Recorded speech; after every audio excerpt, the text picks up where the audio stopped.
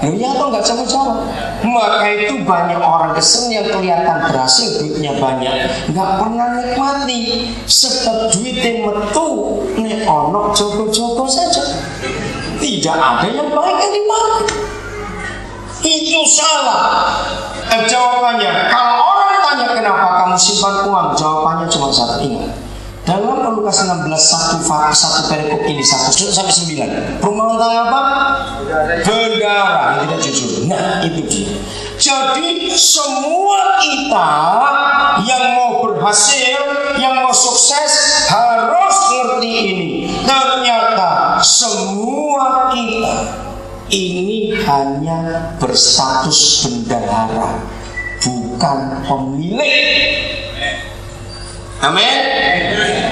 Nah, kalau bendahara itu duitnya itu uangnya siapa? Uangnya bos.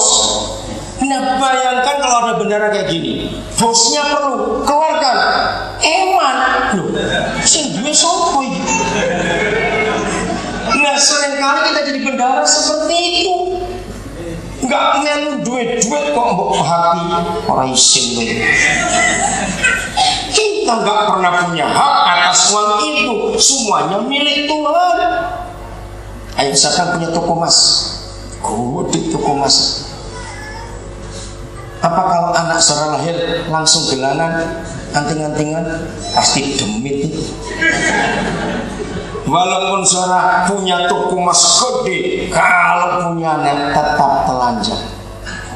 Seorang punya pabrik tekstil, wah kaya. Enggak mungkin kalau istri saya melahirkan anak langsung pakai celana menakutkan. Pasti dokter stroke langsung terima bayi keadaan.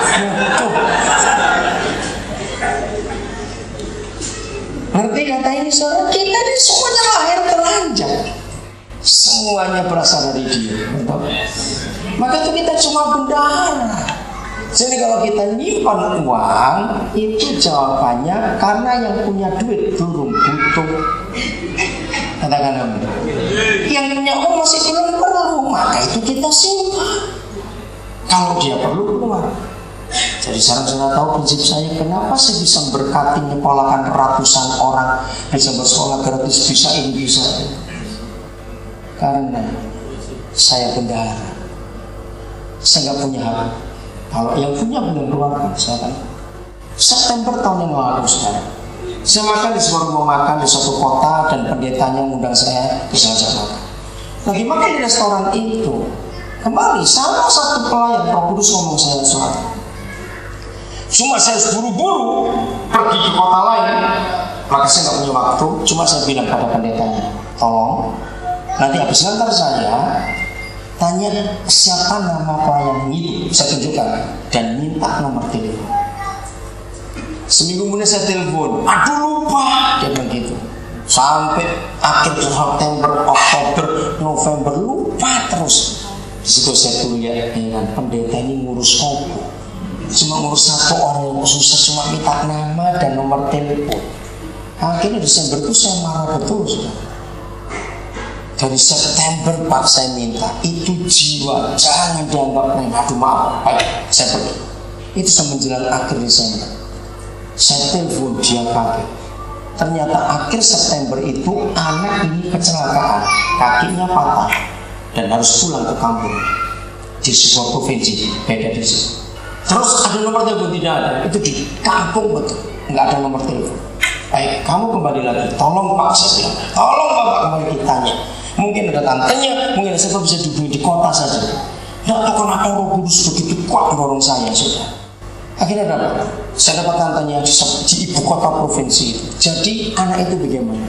Saya nggak tahu kabar karena di kampung. Tapi yang saya tahu terakhir cuma pakai obat kampung, dukun kampung. Jadi cuma dikasih ramuan, daun-daunan, terus diperban pakai bambu. Coba bayangkan, berapa jauh dari kota?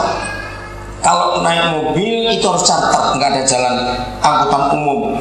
Sini berapa charter? Iya pulang pergi 500.000 baik. Tuliskan alamat. Nah di kota itu saya kenal seorang dokter. Saya telepon dokter itu, saya bilang ke dokter umum dulu ini, tolong datang ke kampung ini. Wah itu jauh. Iya, saya tahu dia kenal saya. Tapi ini uangnya, saya kirim uang. Kamu datang, tolong cek keadaan. Saudara, pagi dia berangkat, sore pulang. Wah, sudah terlambat, sudah busuk kakinya. Oh ya, keluarga miskin, belum Kristen, keluarga miskin. Tapi yang buat saya marah, dokter itu berkata, seperti perintah saya kerjakan, dia nggak mau. Padahal charter mobil maksudnya dibawa langsung dengan mobil ke rumah sakit, tidak mau. Nah, yang saya heran, Roh Kudus itu gerakan saya untuk ngurus anak itu. Kan logikanya sudah nggak mau kok. Saya logika urusan apa sih dengan saya kenal aja enggak. Dan saya belum pernah ketemu anak itu, saudara.